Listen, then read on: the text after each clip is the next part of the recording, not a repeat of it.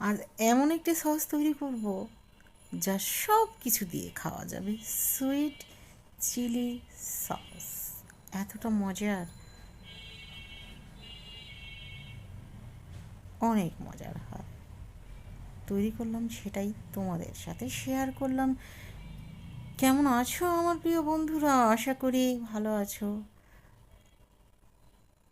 এই তো আমার চিলি সসটি হয়ে গেছে, আর কালারটা দেখো কতটা সুন্দর এসেছে।